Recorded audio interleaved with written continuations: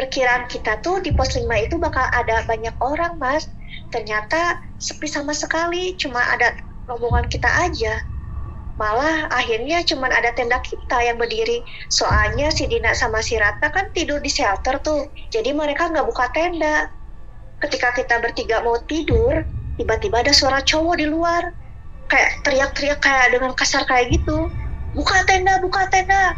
Kita kan panik, ada apaan sih ini? Ada apaan sih? Kayak gitu, karena kita lama nggak buka tenda itu, dia itu kayak mukul-mukul tenda gitu loh, Mas. Dibukalah resleting tenda itu dengan paksa, Mas. Ya udah kan kita kayak tambah panik kayak gitu. Cuman si Mia ya udahlah, aku aja yang ke depan kayak ngeliat gitu. Nah pas si Mia ke depan, terus dibuka tuh, udah kebuka tuh resletingnya. Kan di situ ada cowok, terus Mia nanya kayak gini, ada apa sih kalian ini? Kayak gitu. Tiba-tiba si Mia diseret, Mas, ke atas.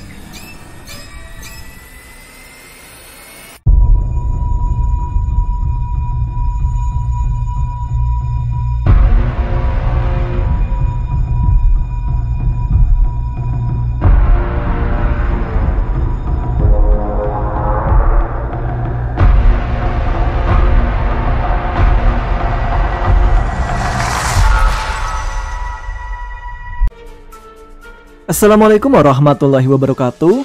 Kembali lagi dengan saya Tama dalam Ada Pagerangan. Bagaimana kabar kalian? Semoga selalu diberikan kesehatan dan juga rezeki yang cukup. Kembali lagi dalam segmen Bukan Pendakian Biasa, di mana saya akan membacakan sebuah kisah pendakian yang mungkin bisa dibilang janggal dan aneh, yang pasti berbeda dari pendakian pada umumnya. Cerita kali ini masih ada kaitan dengan cerita pendakian Bang Wawan bersama teman-temannya ke Gunung Ciremai kemarin. Yang belum dengar ceritanya bisa simak linknya di deskripsi ya. Jadi setelah pendakian di Ciremai itu, Yuda yang tidak terima atas apa yang dialaminya merencanakan sebuah pembalasan kepada Mia dengan cara menjebaknya ketika mendaki ke Gunung Arjuno. Cerita akan diawali dari sudut pandang Gladys, kemudian Panjo dan Mia yang mengalami. Seperti apa cerita lengkapnya? Teman-teman Ada Pagerangan, ceritanya mulai dari sini.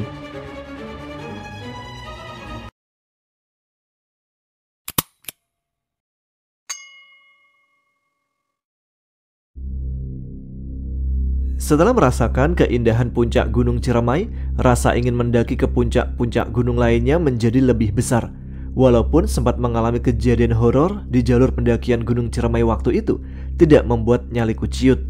Karena aku dan sahabat-sahabatku berasumsi kejadian janggal di pendakian Ciremai waktu itu terjadi karena ulah dari seseorang yang mempunyai niat buruk di gunung tersebut. Cerita pendakianku kali ini berawal dari bertemunya aku, Mia, dan Leni dengan dua orang teman baru yang bernama Dina dan Ratna. Keduanya menemui kami di kantin tempat biasa kami berkumpul di kampus tempat kami kuliah. Entah mendapat cerita dari mana, tapi Dina dan Ratna tahu kalau sewaktu kami mendaki ke Gunung Ciremai, kami mendapatkan teror dari penghuni gunung tersebut.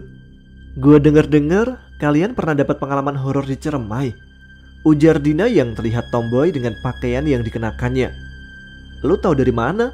Tanya Leni sambil mengernyitkan dahinya. Cerita tentang kalian udah nyebar di sini, masa nggak tahu? Ujar Ratna yang tersenyum pada Dina. Ya gitu deh, ada sedikit gangguan waktu di Gunung Ciremai, tapi alhamdulillah kita selamat dan bisa lanjut ke puncak. Jawabku yang merasa agak risih dengan tatapan kedua teman baru kami. Terus, kalian masih mau muncak lagi nggak? Atau udah ngerasa kapok dengan kejadian horor di Ciremai waktu itu? Tanya Ratna sambil meminum es teh manis di hadapannya. Kapok? Hah, gak ada lah istilah kapok dalam hidup kita, Rat. Justru kita sedang merencanakan pendakian ke gunung yang katanya punya jalur mistis, Gunung Arjuno. Kita mau muncak bertiga, ya gak Dis? Mi? Jawab Leni yang sepertinya kesal dengan pertanyaan-pertanyaan Ratna dan Dina. Wih, keren. Beneran kalian mau ke Arjuno? Tanya Dina dengan rasa kagumnya. Iya dong, kita emang udah rencana buat ke Arjuno via Purwosari. Jawab Mia yang membuatku sangat terkejut dengan kelakuan dua sahabatku. Asik, kita boleh gabung gak? Tanya Dina dengan wajah serius pada kami. Kalian yakin berani ke Gunung Arjuno? Gue gak mau kalau nanti kalian membatalkan rencana sehari sebelum keberangkatan. Mending kalian pikirin dulu deh. Ini Gunung Arjuna loh, yang terkenal dengan jalur mistisnya. Jawab Leni dengan mantap seolah dia pernah ke Gunung Arjuna. Tenang aja, gue udah pernah sekali ke sana dan Ratna 2 kali ke Arjuna lintas jalur. Jadi gue pikir gak ada masalah sih, jawab Dina yang sontak membuat kami terkejut. Terus kapan rencana kalian buat muncak ke Arjuna? Tanya Ratna yang sekarang membuat kami kebingungan untuk menjawab. Ya pengennya sih secepatnya, tapi kan kita harus menyesuaikan jadwal dulu, jawab Leni santai. Yaudah, nanti coba gue sama Ratna cari waktu yang pas dan mempersiapkan semua juga. Nanti kita berkabar lagi ya. Sekarang gue cabut duluan. Ayo Rat, ujar Dina yang segera pergi meninggalkan kami. Aduh, keluh Leni sambil menepuk jidatnya. Sotoy sih lu, kayak berani aja lu buat ke Gunung Arjuna. Di sana tuh tempat orang semedi, jadi gunung itu emang terkenal angker. Udah, kalau Dina sama Ratna nanyain tentang pendakian ke Gunung Arjuna, kita skip aja. Gak usah deh sok-sokan kesana, ucap gua yang gemes karena ucapan Leni pada Dina dan Ratna tadi. Udah, gak usah dipikirin kali. Lagian kita juga baru kenal mereka, jadi gak masalah kalau kita tolak aja ajakan mereka nanti, jawab Mia dengan tenang. Cabut yuk, anterin gua ke rumah Bang Wawan. Gua mau belajar masak sama ibu, ucap Mia lagi yang merubah topik pembicaraan. Cie, belajar masak sama calon ibu mertua, hai, balas Leni dengan tersenyum pada Mia. Ayolah, kita ngumpul sekalian di rumah Bang Wawan. Gue penasaran juga sih tentang Gunung Arjuna. Gue mau tanya sama Romi, Panjul, Bang Wawan, atau Suryadi, imbuku yang sudah bersiap untuk meninggalkan kantin. Kasur? Celetuk Leni dengan tawanya yang kencang. Kasian Len, masa iya orang dipanggil kasur, mentang-mentang badannya agak lebar, balasku pada Leni yang disambut tawa oleh kedua sahabatku. Iya sih, Panjul sering nyeritain tentang Suryadi alias kasur ke gua. Kasur tuh best friendnya Panjul, dan itu udah terbukti di beberapa pendakian mereka, terutama pendakian perdana kasur di Gunung Lawu, ujar Leni menjelaskan kepadaku dan Mia. Hebat ya si kasur itu, bawa badan aja berat, ditambah harus bawa carrier buat mendaki. Celetuk Mia yang membuat kami tertawa. Dis, telepon ayang Romi dong, minta jemput lah, pinta Leni yang merasa malas memesan taksi online. Siap, tapi kalau Romi gak bisa, lo telepon Panjul ya, minta dia buat antar kita ke rumah Bang Wawan, jawabku. Gila lu, Panjul mau nganter kita pakai apaan? Pakai gerobak, jawab Leni yang lagi-lagi membuat kami tertawa. Kasian ah, nanti aja gue telepon Panjul biar nyusul ke rumah Bang Wawan, imbuh Leni lagi. Setelah setengah jam menunggu, akhirnya Romi datang menjemput kami, dan kami pun kaget ketika Romi sudah bersama Panjul. Panjang umur lu, Pangeran Kodok, baru aja kita tadi ngomongin elu, ujar Leni pada Panjul yang ada di samping Romi. Ya, kerjaan perempuan apa sih emangnya kalau nggak ngegibahin orang laki? Apalagi orang tampan kayak gua, pasti deh jadi bahan obrolan cewek-cewek kayak kalian, balas Panjul yang mendapat toyoran dari Leni. Kalian berdua pernah ke Gunung Arjuna nggak? Tanya Mia pada Romi dan Panjul. Sekali, waktu itu gue sama Wawan, Cemen, dan Yuda itu juga dadakan dan nginep di rumah saudaranya Yuda yang ada di desa Tambak Watu, Purwosari, jawab Romi yang sedang mengemudikan mobilnya. Aman gak Yang? Maksudku ada hal-hal aneh gak waktu itu? Tanyaku yang ikut penasaran dengan Gunung Arjuna. Alhamdulillah aman-aman aja sih. Di sana banyak orang yang sedang menjalani laku tapa atau bersemedi gitu. Ada banyak situs peninggalan zaman kerajaan. Pokoknya seru lah, jawab Romi menceritakan.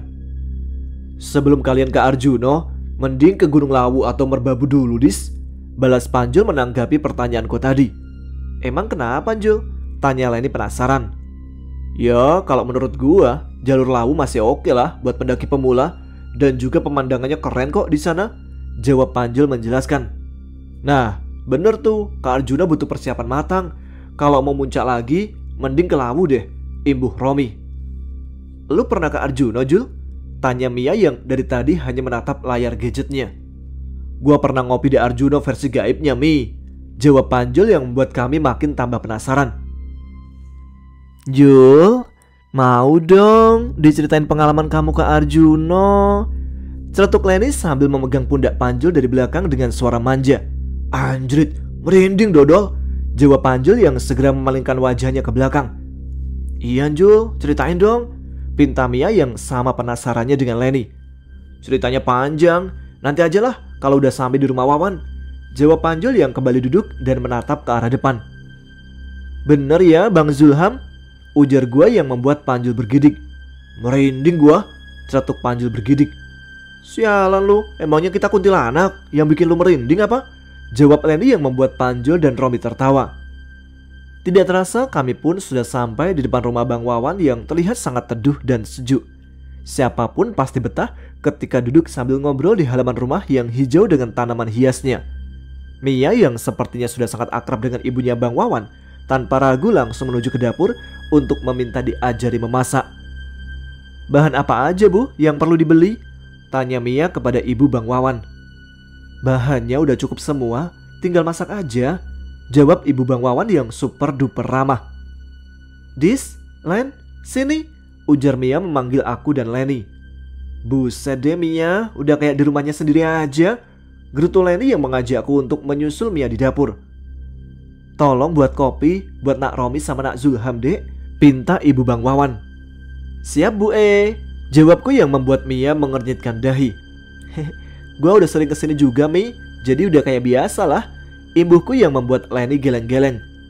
Di teras rumah Bang Wawan terlihat sudah berkumpul teman-teman kami yang secara tidak sengaja datang ke rumah Bang Wawan saat itu. Padahal tuan rumah belum pulang dari bekerja. Tepat banget kalau rumah Bang Wawan ini dijadikan base camp teman-temannya. Romi, Panjul, Kasur, Cemen, dan Nurul sudah bercanda di teras depan. Aku dan Leni segera membawakan minuman panas dan juga cemilan ke teras rumah yang terlihat riuh dengan suara canda kawan-kawan kami itu. Lu udah ketemu Yuda bro? Tanya Cemen pada Romi yang membuat suasana berubah seketika. Belum sih, udah beberapa kali gue hubungi tapi gak ada respon, jawab Romi singkat. Emang gimana ceritanya bro? Sampai Yuda bisa ngalamin kejadian yang menurut cerita dia benar-benar bikin merinding? Tanya Cemen lagi. Romi, Panjul, Leni dan aku sendiri pun mulai menceritakan apa yang kami alami ketika itu. Baru setelah kami menceritakan dari sudut pandang kami, Mia mulai menceritakan betapa hancurnya perasaan Mia saat itu yang sempat ditinggal pergi oleh Yuda di jalur pendakian sebelum Yuda jatuh terguling dengan sendirinya. Gua ngeliat ada nenek-nenek rambutnya putih, bergaun hitam, ada di belakang Yuda setelah Yuda terjatuh. Nenek itu memberi isyarat ke gua untuk segera pergi dari tempat gua berada dengan mengayunkan tangannya.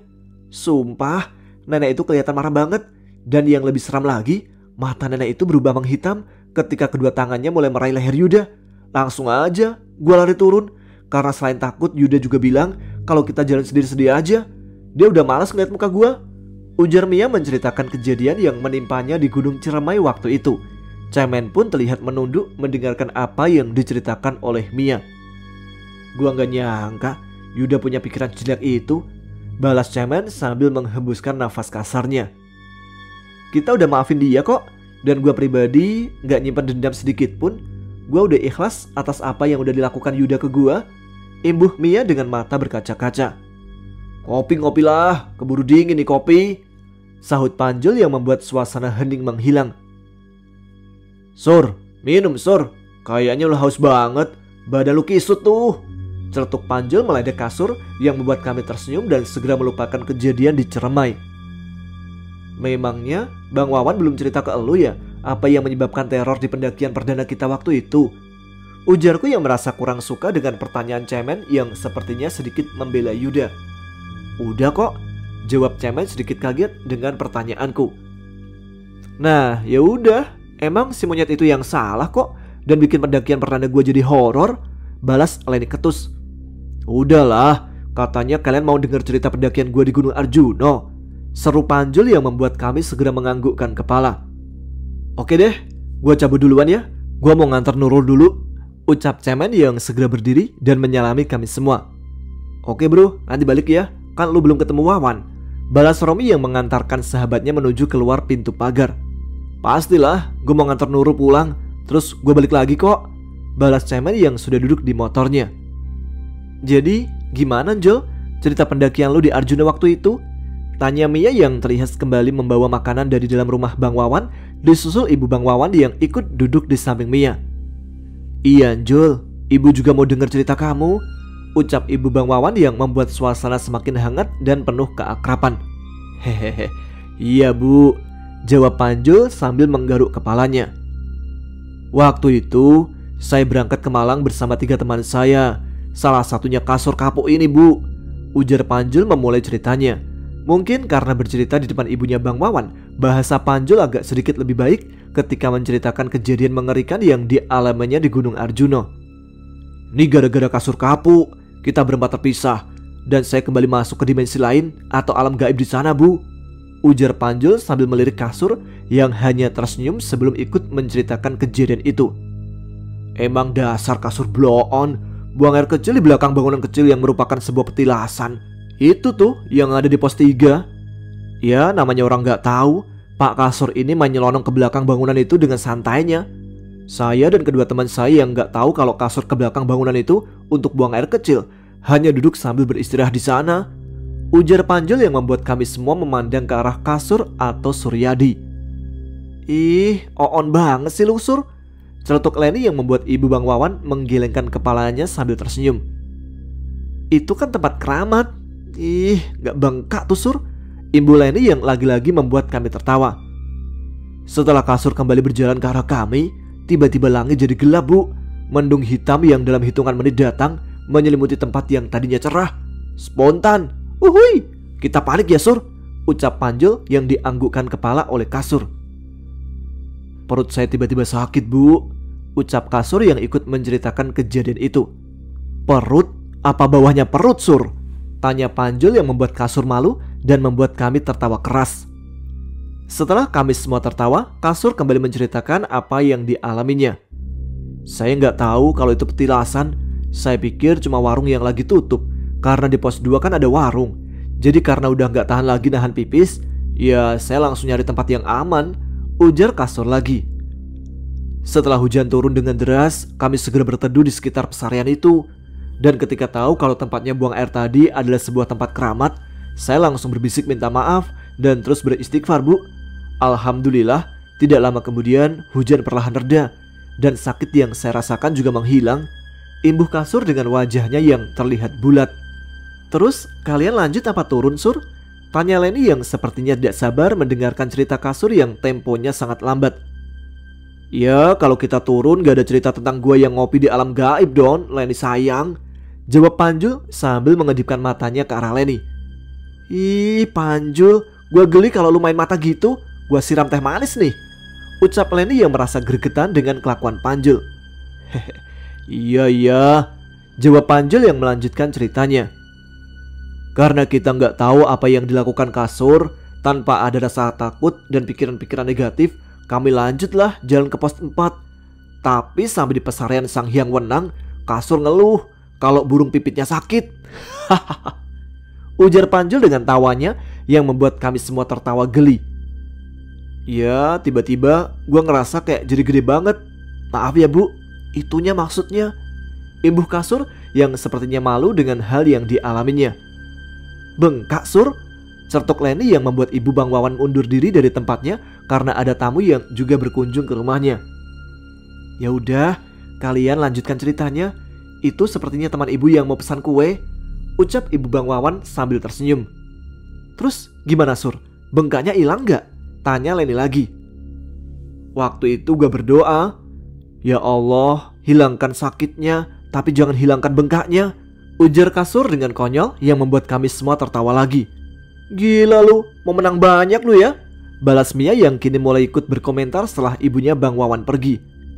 Cie, tadi jaim banget lu di depan calon ibu mertua, godaku sambil mencolek dagu Mia dan membuat semua bersorak.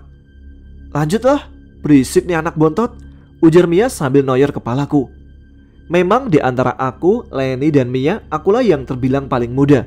Dan juga menurut mereka, aku paling manja dan kelakuanku kepada Mia dan Leni kadang seperti seorang adik pada kakaknya. Serius lu berdua kayak gitu, Sur? Tanya Leni penasaran. Ya enggak lah, boro-boro bisa mikir kayak gitu. Ngerasain sakit karena burung pipit gua yang berubah jadi ayam bangkok aja bikin gua hampir pingsan.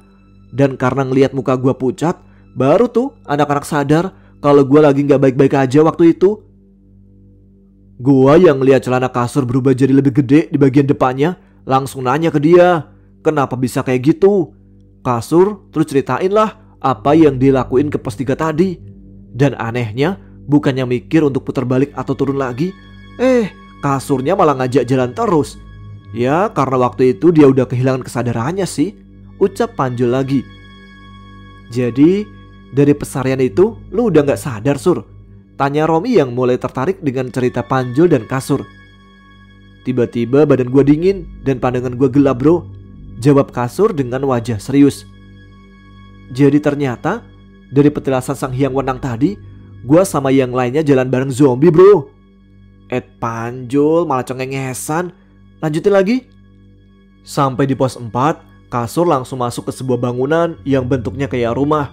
Terus dia guling-gulingin sambil ngoceh gak jelas gitu. Nah, gua, Bujek, sama Napi kebingungan ngeliat kasur yang suaranya tiba-tiba terdengar kayak gede dan serak. Dia ngomong gini nih. Bocah kurang ajar, ora ono adab, mati, mati kowe.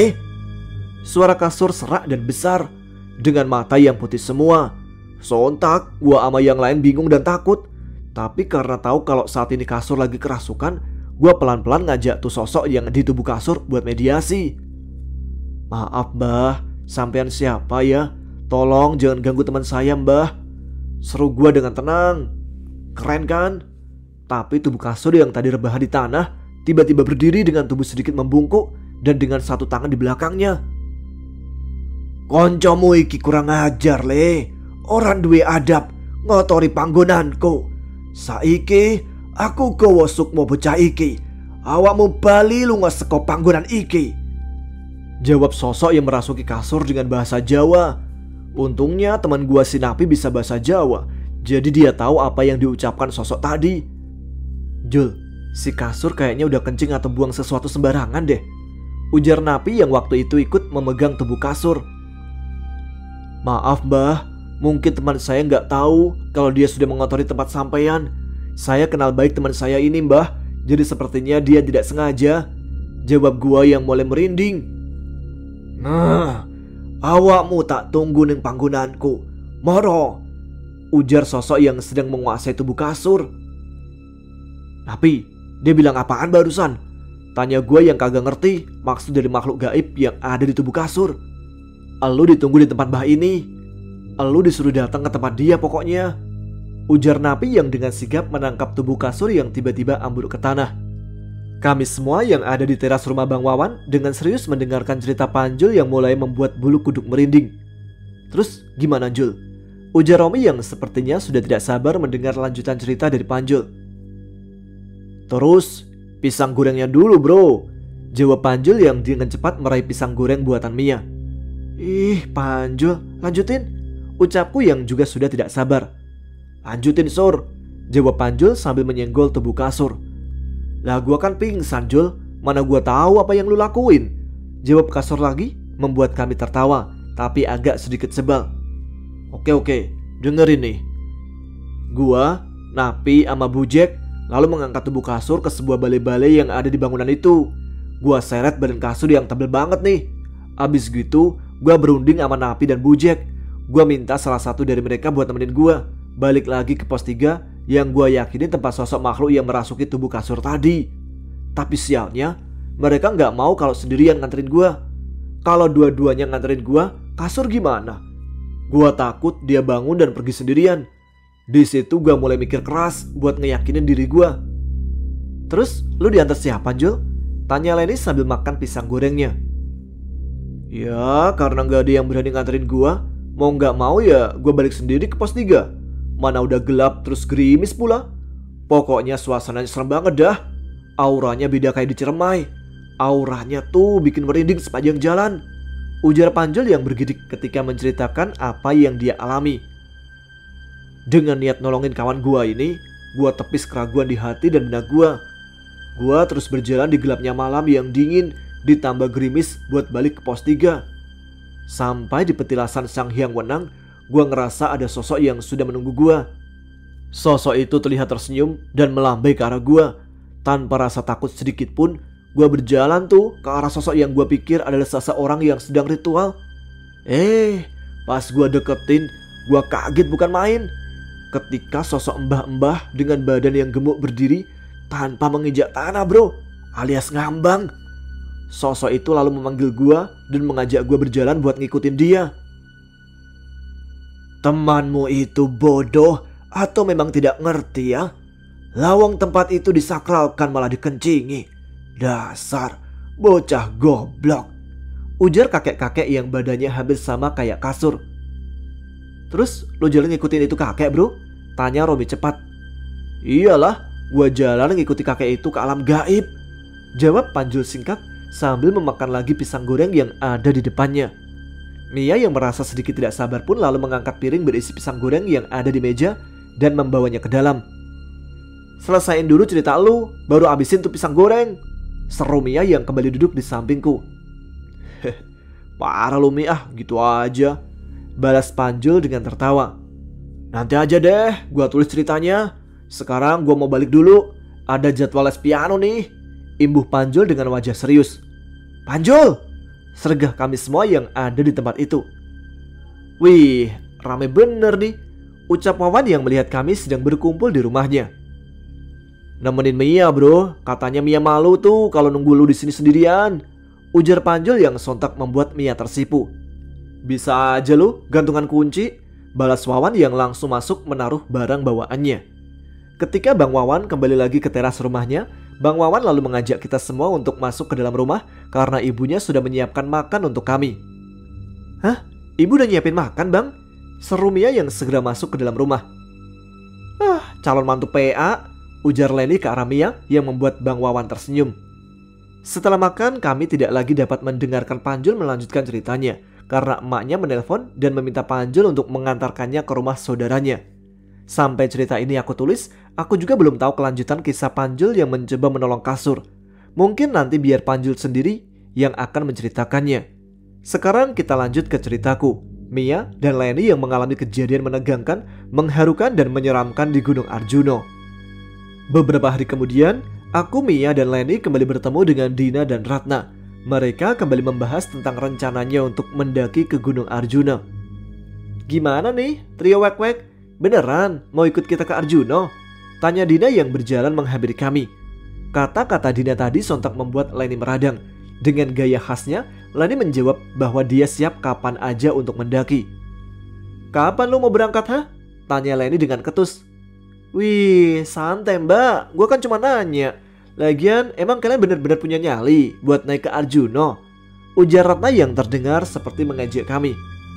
Gak usah banyak ngomong ya, kalian tentuin kapan waktunya, kami siap, jawab Mia tegas dan langsung berdiri meninggalkan dua orang yang baru kami kenal tapi sudah membuat kami jengkel.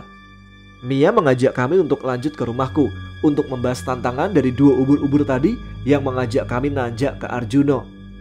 Sesampainya di rumahku, Mia dan Leni langsung buka laptop dan mencari tahu tentang Gunung Arjuno, baik itu via Purwosari, Sumber Brantas, Tretes ataupun Lawang. Kami harus mengetahui medan yang akan kami tempuh nanti agar tidak terjadi sesuatu yang tidak kami inginkan. Awalnya aku akan menanyakan jalur-jalur tersebut pada Romi, Bang Wawan ataupun Panjul, tapi Mia dan Leni melarangku karena sudah pasti Romi, Bang Wawan atau Panjul akan ikut bersama kami.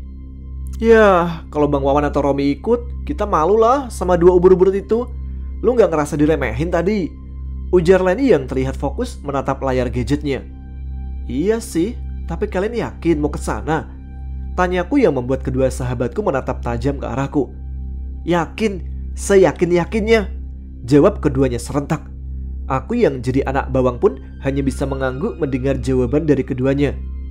Ya udah iya, gua ikut, jawabku dengan tegas. Alat apa yang belum kita punya, Dis? Tanya Mia yang masih fokus dengan laptopnya. Gua list cek dulu ya, jawabku singkat. Dibuat list sekalian aja, Dis. Kalau bisa, kita beli semua peralatan yang belum kita punya, seru Leni menambahkan. Siap. Setelah memastikan peralatan kami lengkap dan kami pun sudah mengetahui jalur-jalur yang akan kami lalui, kami kini sudah siap jika sewaktu-waktu dua ubur-ubur tadi memberikan tanggal keberangkatan ke Arjuno. Seminggu berlalu, dua ubur-ubur itu kembali menemui kami di kantin biasa tempat kami kumpul. Dian dan Ratna memberitahukan bahwa minggu depanlah pendakian ke Arjuno akan dijalankan. Keduanya juga sudah mengurus simaksi online dan memesankan tiket untuk kami bertiga. Tiket bisnya biar kami aja yang bayar sendiri. Kalian urus aja simaksi online-nya, Gua malas ngurus-ngurus begituan, ujar Leni kepada dua ubur-ubur yang ada di hadapan kami. Tenang aja mbak, semua udah kita siapin. Kalian tinggal siapin logistik buat kalian aja. Registrasi online, tiket bis malam udah aman. Gua sama Ratna juga udah bawa logistik. Jadi kalian hitung sendiri logistik untuk kalian ya, jawab Dina panjang lebar menjelaskan. Sampai ketemu Jumat depan. Nanti hari Kamisnya gua hubungin kalian lagi, imbuh Ratna yang menggandeng tangan Dina dan beranjak pergi. Idih, itu cewek beneran apa bencong sih? Tanyaku yang sedikit takut dengan penampilan Ratna. Hus, gak boleh begitu bontot, ujar Mia sambil menggelengkan kepalanya. Mendekati hari keberangkatan, Dina menghubungi Mia dan memberitahukan bahwa mereka akan berangkat dari terminal bis Grogol, Jakarta Barat. Entah Dina mendapat nomor milik Mia dari mana, kami tidak memperdulikannya waktu itu, karena kami sedang fokus dengan barang yang akan kami bawa dalam tas carrier kami masing-masing. Hari Jumat pukul 12 siang, kami sampai di terminal Grogol dan langsung bertemu Dina, Ratna, dan satu orang pria yang sudah bersamanya. Di sini Mia mengaku sedikit curiga dengan pria yang sedang bersama Dina dan Ratna itu. Mia mengaku pernah bertemu dengan pria itu sewaktu bersama Yuda dulu. Kok perasaan gue gak enak ya setelah ketemu cowok itu? Ujar Mia setelah berbisik perlahan kepadaku dan Leni. Kenapa Mi? Tanyaku yang jadi ikutan was-was. Gue kayak pernah ketemu sama nih orang deh, tapi di mana ya? Gue lupa.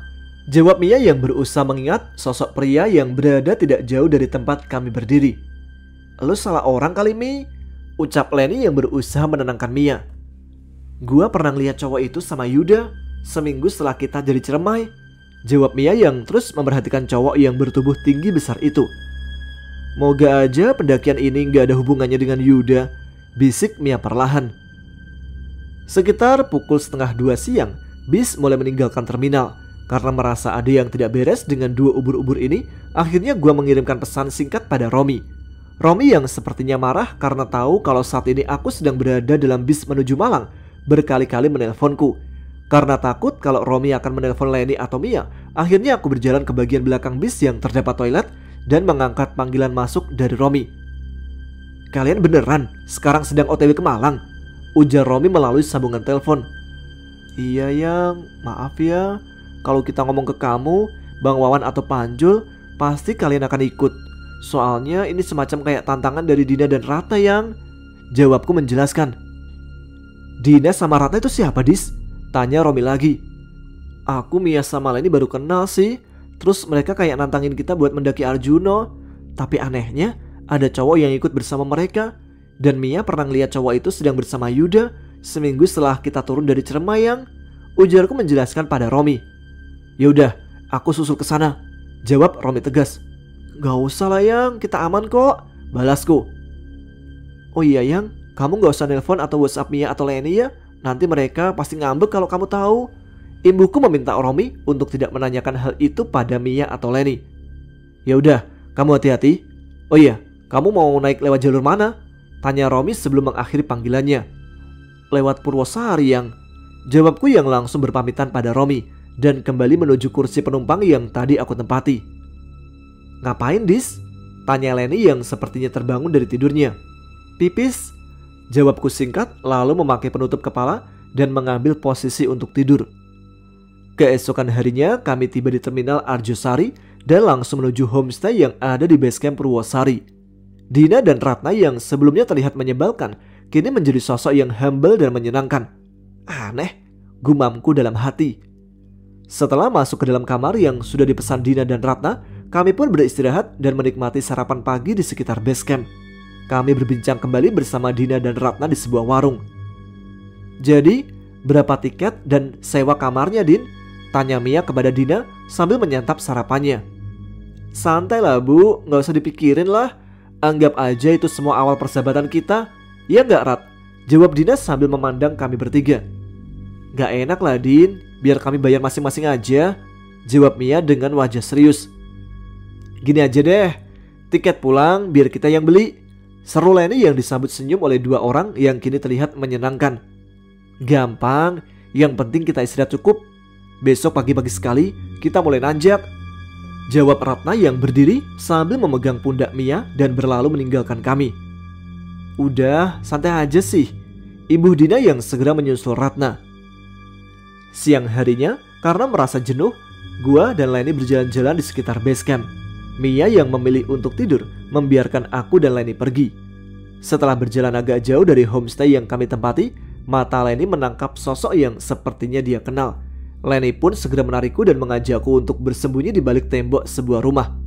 Apa-apa sih lu? Sakit tahu? Ujarku yang merasa kesal karena Leni menarik tanganku dengan keras. Shh, lu lihat di depan sana, ucap Leni perlahan sambil menunjuk ke arah depan. Astaga, jawabku yang merasa kaget karena melihat Dina dan Ratna sedang bersama seseorang yang kami kenal. Anjrit, kayaknya kita dijebak deh, ujar Leni yang perlahan mengajakku kembali ke tempat Mia berada. Mia, bangun Mi, ucap Leni yang segera membangunkan Mia ketika sampai di kamar kami. Mi, gue tadi lihat Juda, imbuh Leni yang membuat Mia langsung terbangun. Di mana? Tanya Mia yang terlihat antusias. Di sebuah rumah warga di bawah tempat ini, jawab gue menimpali. Kalian yakin itu Yuda? Tanya Mia sambil mengeritkan dahinya. Yakin, seyakin-yakinnya, jawabku dan Leni serentak. Dina sama Ratna lagi ngobrol di sebuah rumah. Kayaknya rumah saudaranya deh. Soalnya waktu itu Romi pernah bilang. Imbuhku menjelaskan. Gila, mau apa lagi tuh orang? Seru Mia yang langsung berdiri dan mengangkat teleponnya yang berdering. Assalamualaikum Mi, kamu lagi di mana? Tanya seseorang di ujung telepon Mia. Waalaikumsalam, aku lagi sama Gladys dan Leni bang, jawab Mia yang kembali duduk di pinggir tempat tidurnya. Rencana mau naik hari ini apa besok pagi? Tanya seseorang yang ternyata adalah Bang Wawan. Besok bang, maafin aku ya bang, aku gak bilang. Ya udah gak apa-apa, yang penting kalian hati-hati aja. Jangan lupa perlengkapan dan logistik, dan jaga jarak agar tetap rapat satu sama lain ketika berada di jalur nanti. Saling jaga aja ya Mi, balas Bang Wawan yang memotong ucapan Mia.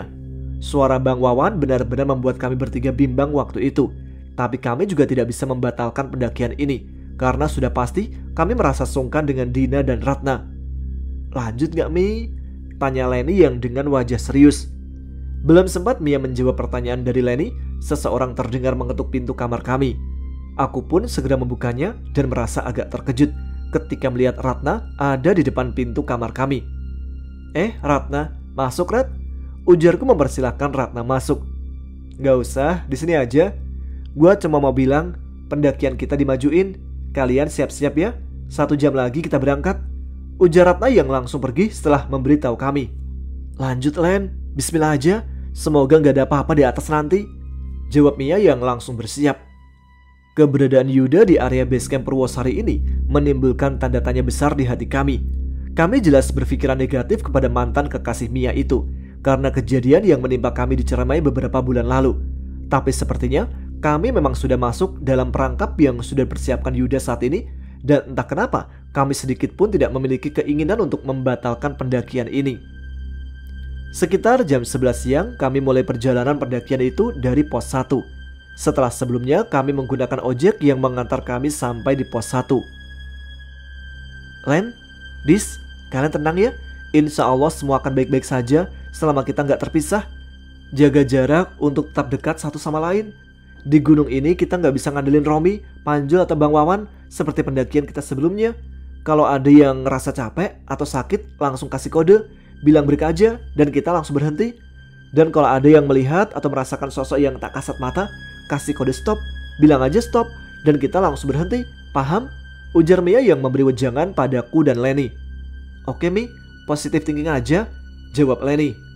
Oke, bismillah, kita berdoa dulu guys, imbuhku menambahkan. Panas yang menyengat hari ini memacu langkah kami untuk terus berjalan. Dina memimpin rombongan kami, lalu Leni di belakang Dina, dan ada aku di belakang Leni, lalu Mia di belakangku, sedangkan Ratna di barisan paling belakang. Sampai di pos 2, kami beristirahat di sebuah warung bersama beberapa orang yang menurut Ratna adalah peziarah yang akan melakukan ritual di beberapa titik di gunung ini. Di pos 2 ini, kami juga diberitahu kalau ada sendang yang bernama Sendang Dewi Kunti. Ratna menceritakan banyak tentang gunung ini bagi seorang tour guide. Jam 1 lewat kami mulai melanjutkan lagi perjalanan kami menuju ke pos 3 yang waktu tempuhnya hanya sekitar 30 menit dari pos 2. Kayaknya nih Len, yang diceritain Panjul waktu itu. Ucapku pada Leni yang disambut jari telunjuk di bagian depan bibirnya. Otakku terus teringat apa yang Panjul dan kasur ceritakan, dan mulai tersenyum membayangkan kasur yang dengan lugunya buang air kecil di sekitar tempat ini. Dis, lu gak kenapa-napa kan? Tanya Mia yang memandangku heran. Enggak kok, aman Mi, jawabku yang kaget dengan pertanyaan Mia. Jangan cengar-cengir Dis, nanti dikira ngetawain penghuni sini, imbuh Leni menasehatiku. Iya, gue cuma ingat. Panjul, jawab Mia dan Leni bebarengan. Iyo guys, lanjut jalan yuk, seru Dina yang meminta kami untuk melanjutkan perjalanan menuju ke pos 4. Oke, saut Mia yang memintaku untuk kembali berada dalam barisan. Dari pos 3 menuju pos 4, setelah berjalan sekitar 40 menit, kami kembali menemukan sebuah bangunan yang merupakan petilasan. Otakku kembali mengingat cerita Panjul, tapi kali ini aku merasa hawa di sekitarku berbeda dari sebelumnya. Tidak berlama-lama di tempat ini, kami pun melanjutkan perjalanan karena langit mulai gelap dan terlihat mendung. Tiba di pos 4 sekitar pukul 4:30 sore. Kami beristirahat di sebuah bangunan berbentuk rumah yang juga diceritakan Panjul waktu itu. Aku yang merasa tidak nyaman dengan tempat itu meminta Dina sebagai ketua rombongan untuk melanjutkan perjalanan ke pos 5, tempat di mana kami akan bermalam nanti. Dari pos 4 ke pos 5, Mia yang berada di belakangku sempat terlihat olehku sedang berbincang serius di tengah jalur bersama Ratna. Entah apa yang mereka bicarakan, aku sendiri tidak tahu. Gimana Mi? Ujarku memanggil Mia yang masih terlihat di bawahku. Aman, jawab Mia yang dengan cepat berjalan lagi. Perlahan langit berubah menjadi gelap. Kami yang masih berada di jalur pendakian mulai memakai headlamp di kepala masing-masing. Dan setelah 1 jam lebih berjalan, akhirnya kami sampai di pos 5, tempat yang menjadi awal dari datangnya malapetaka yang menimpa Mia dan juga berimbas padaku serta Leni tentunya. Aku, Mia dan Leni awalnya berharap jika di pos 5 ini akan banyak pendaki yang mendirikan tenda. Tapi harapan kami bertiga harus pupus ketika di pos 5 tampak sepi sekali. Dina yang sudah berada di depan sebuah bangunan yang berbentuk rumah di pos 5 ini meminta kami untuk langsung istirahat di dalam bangunan tersebut. Tapi kami menolaknya dan memilih untuk mendirikan tenda tidak jauh dari bangunan itu. Setelah tenda berdiri, kami pun berbagi tugas dan mulai memasak perbekalan yang kami bawa. Dina dan Ratna yang memilih bermalam di bangunan itu sepertinya langsung tertidur karena tidak lagi terdengar suara mereka berdua. Selesai makan malam, ketika kami sudah bersiap untuk tertidur, tiba-tiba ada beberapa orang laki-laki menghampiri tenda kami. Orang-orang itu dengan kasar memukul tenda kami dan dengan suara kasar meminta kami untuk keluar dari dalam tenda. Boy, keluar dari tenda kalian, cepat! Seru seorang laki-laki yang mulai membuka paksa pintu tenda kami. Keluar atau kami seret kalian satu-satu, imbuh salah satu dari mereka lagi. Kami yang merasa sangat takut perlahan keluar dari dalam tenda untuk memastikan siapa yang berteriak lantang meminta kami keluar tadi. Maaf, ada apa ya? Tanya Mia dengan wajah yang terlihat marah. Tanpa menjawab pertanyaan Mia, dua lelaki yang ada di hadapan kami lalu meraih tangan Mia dan membawa Mia pergi dari hadapan kami. Aku dan Leni yang mencoba membantu Mia harus mengurungkan niat kami ketika ada dua pria lain yang menghadang langkah kami. Kalian jangan ikut campur atau kami akan membawa kalian ke alas lali jiwo, ujar salah seseorang yang memakai penutup di wajahnya. Mia yang dengan sekuat tenaga meronta dan berteriak minta tolong harus pasrah ketika tubuhnya diseret oleh dua orang laki-laki yang tubuhnya lebih besar dari Mia. Leni yang berusaha berlari menyusul Mia harus merasakan pukulan di bagian wajahnya ketika tangan kekar lelaki yang menghadang kami tiba-tiba memegang tubuh Leni dan salah satu dari mereka memukul Leni hingga tak sadarkan diri. Aku hanya bisa menangis melihat Leni terjatuh tersungkur dan langsung pingsan.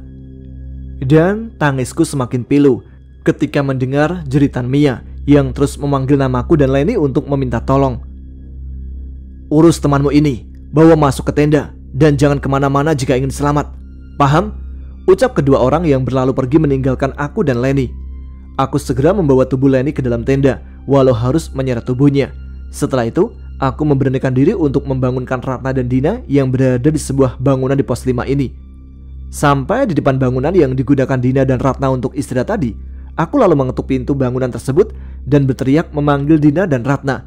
Tapi sepertinya Bangunan itu kosong tanpa seorang pun yang berada di sana. Aku lalu masuk ke dalam bangunan tersebut dan memeriksa barang-barang milik Dina dan Ratna. Tapi sepertinya Dina dan Ratna sudah pergi dari pos 5 meninggalkan kami bertiga sebelum beberapa orang tadi datang dan membawa Mia. Aku segera kembali ke dalam tenda untuk membangunkan Leni yang masih pingsan akibat pukulan keras dari orang yang tidak kami kenal tadi. Aku kembali menangis ketika Leni tak juga kunjung tersadar. Aku tidak menyangka akan mengalami hal seperti ini sebelumnya. Yang kami khawatirkan dari awal perjalanan kami adalah gangguan-gangguan dari makhluk-makhluk penghuni gunung, tapi tidak sedikit pun kami mengalami gangguan dari makhluk tak kasat mata di sini. Kenapa Mia sampai mengalami hal ini? Apa yang sudah dilakukannya sehingga ada orang yang menyakitinya saat ini? Berbagai macam pertanyaan mulai muncul di benakku. Apakah ini ada kaitannya dengan Yuda yang tadi pagi terlihat sedang bersama Dina dan Ratna? Otakku terus berpikir keras, air mata masih saja mengalir membasahi kedua pipiku, dan Leni yang kini menjadi satu-satunya orang yang ada di tempat ini bersamaku tidak juga kunjung tersadar. Di keheningan malam ini, aku kembali mendengar suara langkah kaki berjalan ke arahku. Aku yang sudah tidak memiliki keberanian pun memilih pasrah akan apa yang menimpaku malam ini. Sesampainya di depan tendaku, orang yang sepertinya aku kenal itu memanggil namaku dengan perlahan. "Dis, udah diam, jangan nangis lagi. Kalau ada minyak kayu putih, cepet lu balurin ke dadanya Leni biar dia cepat sadar," ucap suara perempuan yang masih terlihat di depan pintu tendaku. "Ratna?" ucapku yang segera keluar dari dalam tenda dan memeluk Ratna dengan erat sambil menangis. "Udah diam, kalian aman di sini. Orang-orang itu cuma ngincer Mia aja," jawab Ratna yang sepertinya tahu akan hal ini. "Lu kok tahu kalau orang-orang tadi cuma ngincer Mia?" tanyaku yang perlahan mundur dari hadapan Ratna. "Ceritanya panjang. Gue balik ke sini buat nolongin Mia. Tapi sebelum itu, gue mau minta air minum dan satu headlamp kalian," jawab Ratna yang membuatku sedikit lega. "Lu tahu kemana orang-orang itu bawa Mia pergi?" tanyaku pada Ratna yang mulai penasaran dengan kejadian yang mengerikan ini. "Mia mau dibawa ke suatu tempat dan dibuang di sana," jawab Ratna yang membuatku sangat terkejut. "Apa ini ada hubungannya dengan Yuda, Rat?" tanyaku yang sedikit yakin dengan sosok yang ada di balik kejadian malam ini. "Lu kenal Yuda?" tanya Ratna sambil mematikan headlampnya dan mengajakku untuk sedikit menjauhi tenda. "Ada kejadian apa waktu di Ciremai, Dis? Kayaknya Yuda ngerasa dendam dan ingin melenyapkan Mia," tanya Ratna yang membuatku sangat terkejut.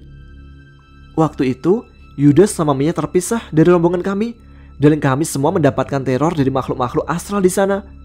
Yuda yang awalnya meninggalkan Mia di jalur pendakian tiba-tiba terjatuh karena ada sesuatu yang menabraknya. Mia yang mencoba menolong Yuda harus menerima kenyataan pahit ketika Yuda malah mengucapkan kata kasar kepadanya. Mia pun tidak ambil pusing kan atas hal itu dan memilih meninggalkan Yuda yang masih duduk di pinggir jalur pendakian," ujarku menceritakan kembali pendakian kami di Gunung Ciremai. "Mia nggak cerita apa-apa lagi, Dis?" tanya Ratna yang semakin penasaran. "Nggak ada sih. Cuma menurut Bang Wawan, kekacauan yang terjadi di pendakian kami waktu itu disebabkan oleh niat buruk Yuda pada Mia," jawabku yang disambut anggukan kepala oleh Ratna. "Dasar cowok gila," jawab Ratna yang merasa geram pada Yuda setelah mendengar ceritaku tadi. "Tadi pagi gue ngeliat kalian lagi ngobrol sama Yuda. Apa yang sebenarnya kalian rencanakan, Rat?" tanyaku yang kembali ke dalam tenda untuk memeriksa keadaan Leni. "Balas dendam, Dis," jawab Ratna dengan wajah tertunduk. "Balas dendam? Dendam apa, Rat?" tanyaku yang menjadi bingung dengan semua ini. "Yuda ngerasa udah banyak berkorban buat Mia dan hubungan mereka juga sudah lama berjalan. Yuda gak terima karena Mia memutus hubungannya. Jadi waktu di Ciremai, niat Yuda adalah ingin kembali memperbaiki hubungan mereka. Tapi Mia dengan tegas menolaknya dan memberitahu pada Yuda kalau sekarang dia udah punya cowok baru. Karena merasa tambah sakit hati dengan jawaban Mia itulah muncul pikiran buruk di benak Yuda. Tapi rupanya pikiran buruk dan niat buruk Yuda harus dibayar dengan teror mengerikan di Gunung Ciremai malam itu. Terus sekarang apa yang mau Yuda lakuin sama Mia, Rat?" tanyaku yang mulai mengerti akar permasalahan yang sebenarnya. "Mia mau dibuang di suatu tempat di gunung ini. Yuda mau Mia ngerasain apa yang dia rasain sewaktu di Ciremai," jawab Ratna sambil mengepalkan tangannya. "Jadi semua akomodasi ke gunung ini Yuda juga yang nyediain, Rat?" tanyaku yang dari awal sudah mulai curiga dengan Ratna dan Dina. "Terus Dina kemana?" tanyaku lagi. "Dina udah turun, tapi sepertinya Dia lewat jalur lain di antar dua orang yang juga sudah dibayar Yuda, jawab Ratna lagi. Terus kenapa lu balik lagi? Lu mau apa?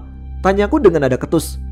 Gue sengaja menjauh dari rombongan gue supaya bisa balik lagi ke sini dan mencari keberadaan Mia, jawab Ratna dengan yakin.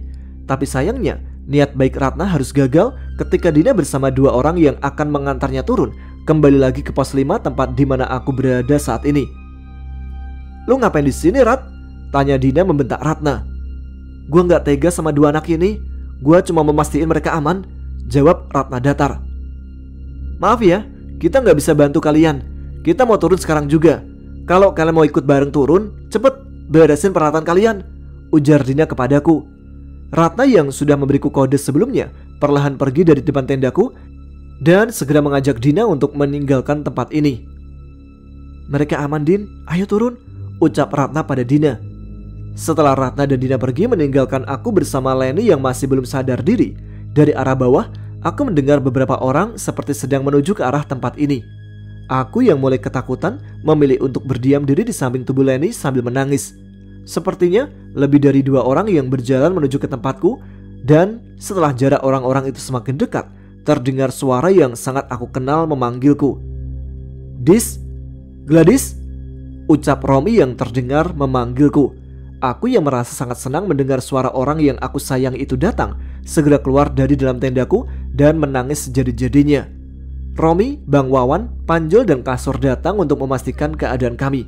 Tapi sayangnya mereka datang terlambat, sehingga Mia harus mengalami nasib buruk saat ini. Dengan sigap, Bang Wawan mulai mengatur rencana untuk dapat segera menemukan Mia. Setelah sebelumnya aku menceritakan apa yang terjadi kepada kami, hingga tentang Ratna yang menceritakan penyebab kejadian ini. Karena ini masih gelap, gue minta Romi dan Kasur tetap di sini, menjaga Leni dan Gladys, biar gue sama Panjul naik untuk mengejar orang yang membawa Mia, ujar Bang Wawan menjelaskan rencananya. Setelah sepakat, Bang Wawan bersama Panjul pun segera bergerak ke arah atas untuk mencari Mia. Sementara Romi dan Kasur tetap di sini bersamaku dan juga Leni yang belum sadarkan diri. Kok kalian bisa cepat itu sih sampai di sini? Tanyaku yang penasaran dengan kehadiran Romi, Panjul, Kasur dan Bang Wawan. Setelah kamu ngasih tahu aku kalau kamu sedang berada di bis tujuan Malang, aku langsung menghubungi Wawan dan segera berkumpul di rumah Wawan. Seperti biasa, kalau Wawan udah bilang punya firasat gak enak, berarti akan terjadi sesuatu. Akhirnya kami sepakat untuk nyusul kalian. Kami berangkat jam 6 sore pakai bis dan langsung ke rumah Pak D-nya Kasur untuk minta akses naik ke gunung ini.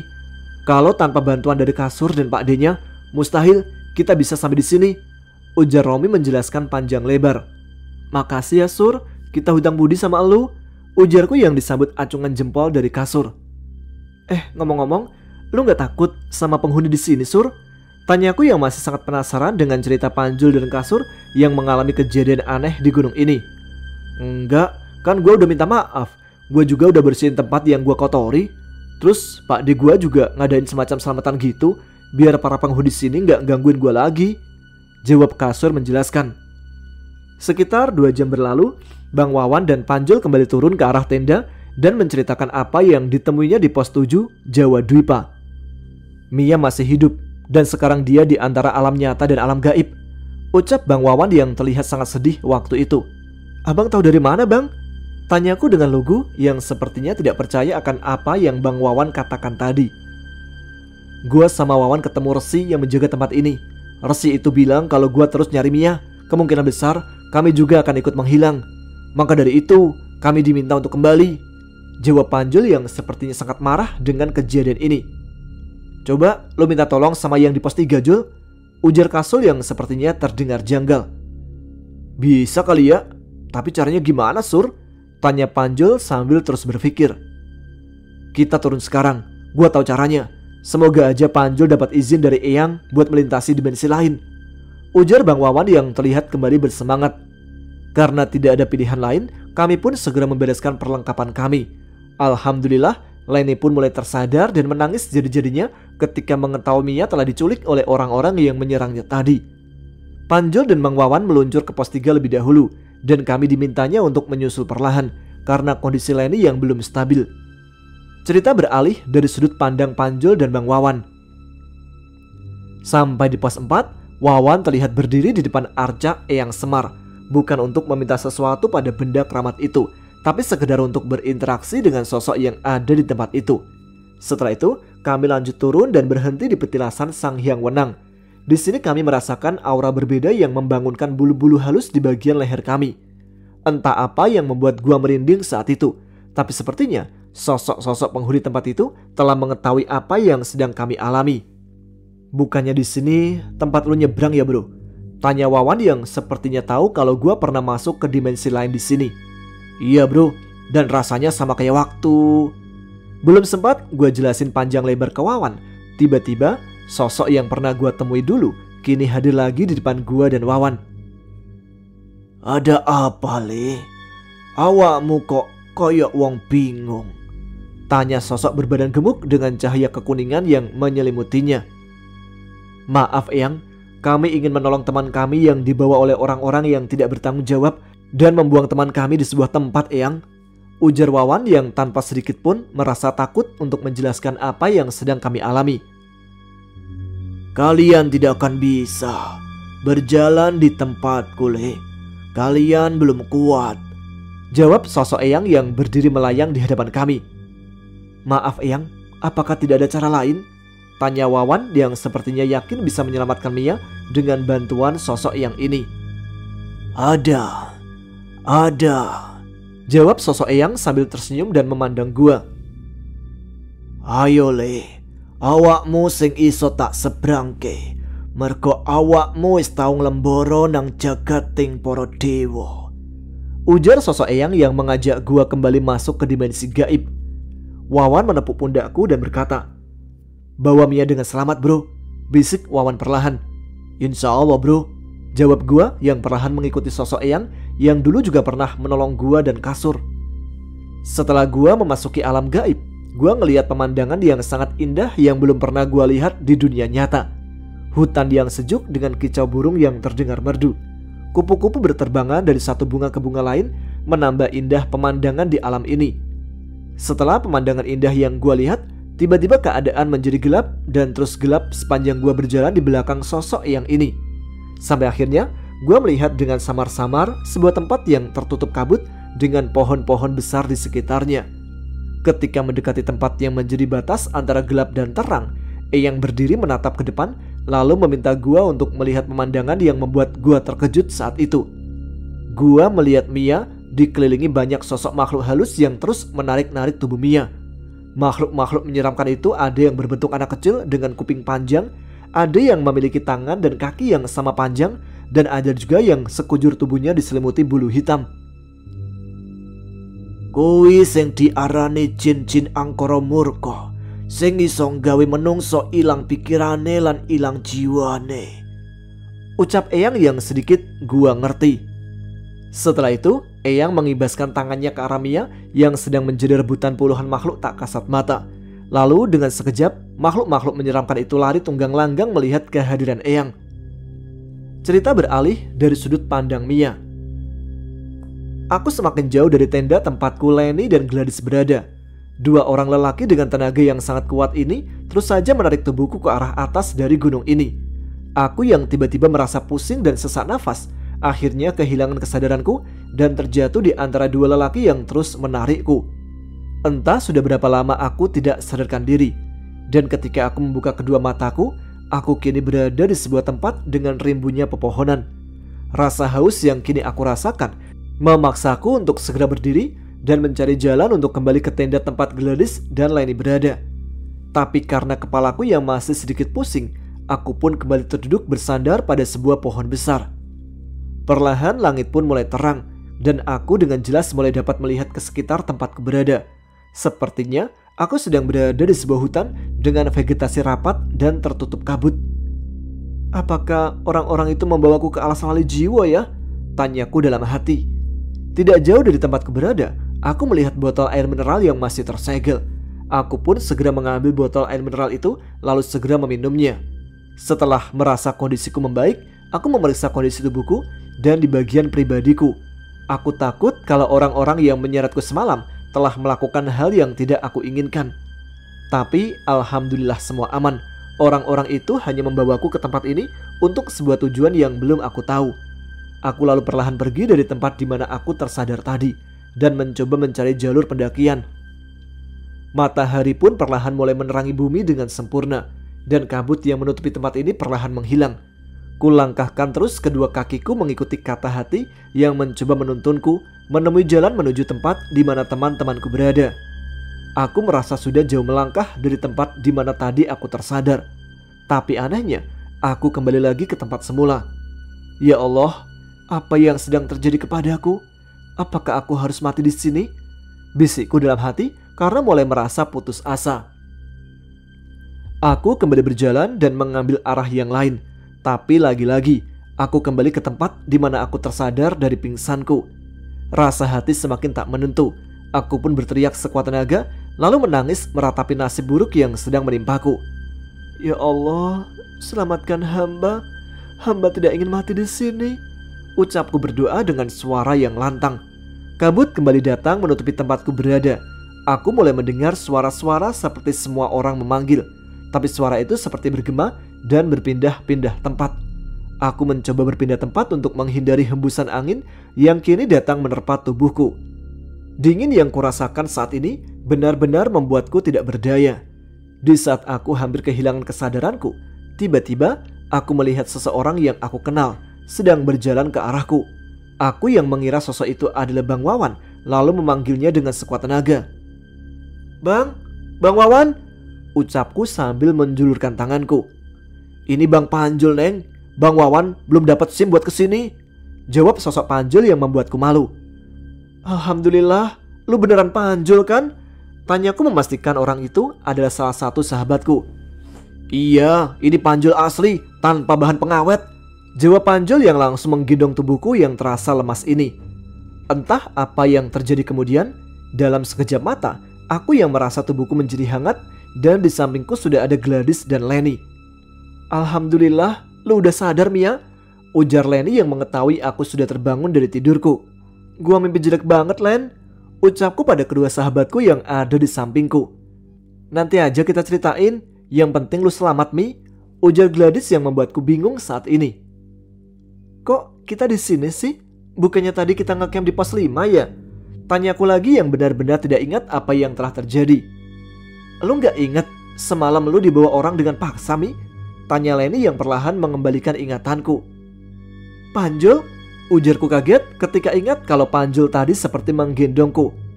Ada no di luar sama Bang Wawan, jawab Leni yang membuatku terbangun dan segera menghampiri Bang Wawan. Ternyata di luar bangunan tempat aku, Leni dan Mia berada, langit sudah terang.